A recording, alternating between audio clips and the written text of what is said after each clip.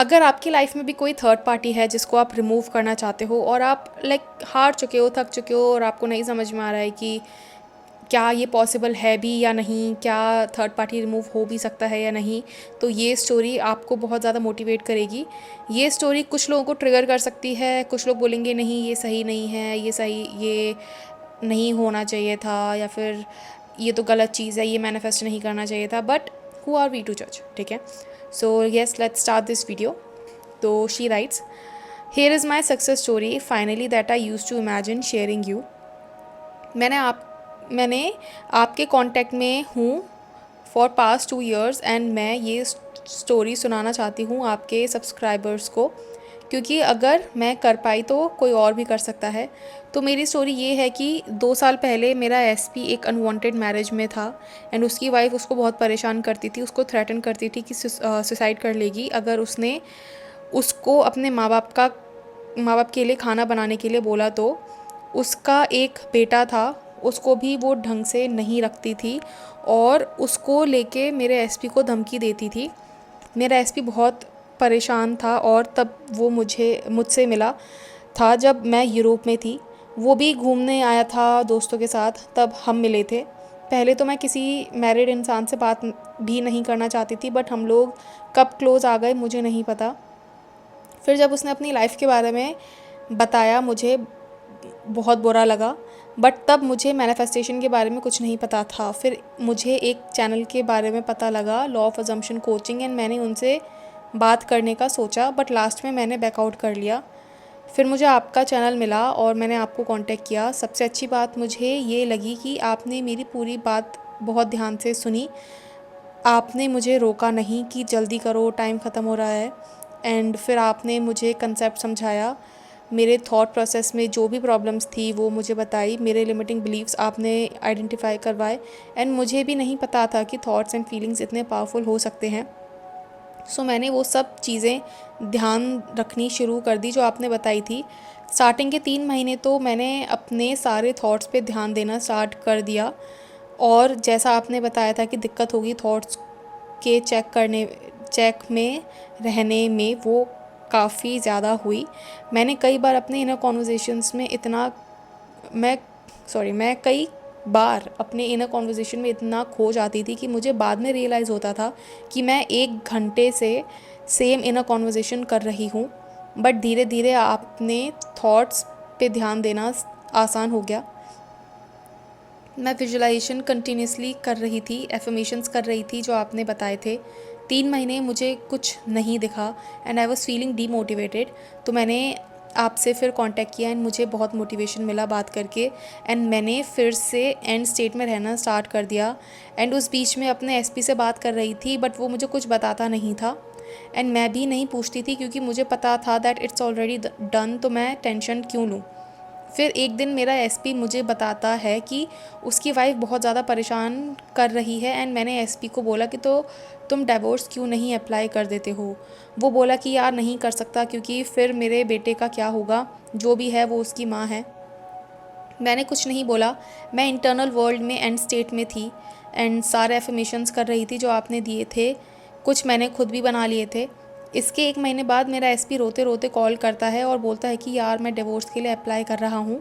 And मैं तो बहुत खुश हो गई क्योंकि this was my manifestation. But मैं उसके बाद अपने एफर्मेशंस करने छोड़ दिए थे और मेरा प्रोग्रेस भी रुक गया क्योंकि मेरी पुरानी इनर कॉन्वर्जेशन वापस आ गई थी कि वो कभी डिवोर्स नहीं देगी एंड एसपी में हिम्मत नहीं है एंड ब्ला ब्ला।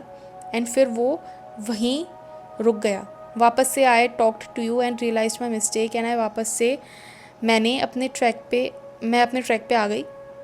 फिर 2 महीने बाद मुझे पता चलता है कि उसने डिवोर्स के लिए अप्लाई कर दिया है। उसके मम्मी पापा भी यही चाहते थे कि वो अलग हो जाए। I continued with my inner work, क्योंकि आपने बताया था कि 3D 4 से नहीं इनर वर्क से शिफ्ट होती है, तो मैं कंटिन्यू कर रही थी। एंड अभी मुझे पता चला है कि उनका डिवोर्स फाइनल हो गया है एंड कुछ एलिमनी देनी पड़ी, बट ही इज़ हैप्पी कि उससे पीछा छूट गया। और अब मैं भी बहुत खुश हूँ कि फाइनली मेरे रास्ते से चीज़ें क्लियर हो गई हैं। अब मैं अपनी शादी आसानी से मैनिफेस्ट कर लूँगी क्योंकि वो बहुत ईजी है। सबसे टफ़ था 3P को रिमूव करना एंड वो मैंने कर लिया है। अब मेरी नेक्स्ट स्टोरी होगी अपनी शादी की, just wait and watch. Thank you ma'am for your constant guidance. मैं मैं कई बार हार मारने वाली थी, but you motivated me and I am happy. Thank you so much for your trust in me. तो यहाँ पे तुम लोग एक चीज़ देखो कि उनके सामने भी कई मुश्किलें आई थी, उनके सामने भी उनको ऐसा लग रहा था कि कुछ मूवमेंट नहीं हो रहा है, कुछ शायद असर नहीं हो रहा है मैनिफेस्टेशन का, बट उनके अंदर एक क्या चीज़ थी, परसिस्टेंस। उनके अंदर एक चीज़ थी कि नहीं, इट इज़ ऑलरेडी डन और मुझे अपने इनर वर्ल्ड पे फोकस करना है। ऑल्दो बीच में उनके साथ ऐसा हो रहा था कि शी वॉज लाइक स्पायरलिंग, बहुत ज़्यादा स्पायरल कर रही थी। उनके अंदर इनर कॉन्वर्जेशंस चलते थे कि वो कभी डिवोर्स नहीं लेगा, वो कभी भी उसको नहीं छोड़ेगा, मतलब वो ना एफर्मेशंस कर रही थी, बट इन द बैकग्राउंड वो नेगेटिव चीज़ें बोल रही थी। तो ये चीज़ को अवेयरनेस में लाने के लिए उनको थोड़ी सी प्रैक्टिस लगी, बट वो हो गई। और ये चीज़ आप भी कर सकते हो, आप अपनी अवेयरनेस को चेंज करके अपनी रियलिटी चेंज कर सकते हो। क्योंकि यार देखो, हम लोग ना एक चीज़ करते हैं, हम लोग अपनी अवेयरनेस में चेंज किए बिना हम अपनी 3D रियलिटी में चाहते हैं कि चेंज हो जाए। हम भगवान के सामने रोएंगे कि प्लीज़ हमारी रियलिटी में चेंज कर दो, ये चेंज कर दो, वो चेंज कर दो, ठीक है। सो हमेशा ये याद रखो कि अवेयरनेस में चेंज आए बिना you can not change any damn thing, ठीक है। अवेयरनेस को हम कॉन्शियसनेस भी बोलते हैं। सो नेविल गोडार्ड ने बोला है कि your consciousness is the only reality. आप जिस चीज़ में अपनी कॉन्शियसनेस डाल देते हो, जिस चीज़ के लिए आप कॉन्शियस और अवेयर हो जाते हो, वो आपकी रियलिटी बन जाता है। अब अवेयरनेस का मतलब सिर्फ थॉट्स नहीं होता है, अवेयरनेस का मतलब होता है फीलिंग्स ऑल्सो। सो थॉट्स भी चेक में रखने होते हैं, फीलिंग्स भी चेक में रखनी होती है। एंड ऑब्वियसली आपको इनर वर्क तो करना ही होता है, आपको इंटरनली तो खुद को कंट्रोल करना ही होता है, एंड 3D पे आपको ध्यान देना बंद करना ही होता है। बिकॉज 3D पे ध्यान देते रहोगे तो कभी नहीं कर पाओगे, ठीक है। अपनी 3D को अगर रियल मानते रहोगे कि ओ माय गॉड ये रियल है और जो मैं इंटरनली कर रही हूँ वो सच नहीं है, तो आप हमेशा एक्सटर्नल वैलिडेशन को ढूंढते रहोगे। जैसे बहुत लोग आते हैं मेरे पास और बोलते हैं कि मैम आप बस एक बार बोल दो कि हमारा मैनिफेस्टेशन पूरा हो जाएगा। मैं बोल भी दूंगी तुम्हारा मैनिफेस्टेशन पूरा हो जाएगा, but it will not guarantee your manifestation. The only thing that will guarantee your manifestation is your internal world, ठीक है। Because it is your internal world जिसके मदद से आप अपनी रियलिटी में चेंज कर सकते हो।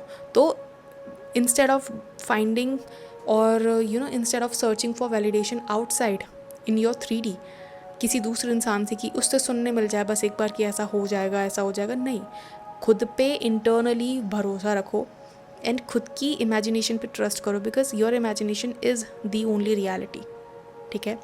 तो आई होप आपको ये वीडियो पसंद आई होगी, and if you did you know like share subscribe. अगर आपको 1-on-1 कोचिंग लेनी है तो चेक द डिस्क्रिप्शन, आपको उसमें सारी डिटेल मिल जाएगी कि how you can do that. And I will see in my next video. Until then bye bye, take care.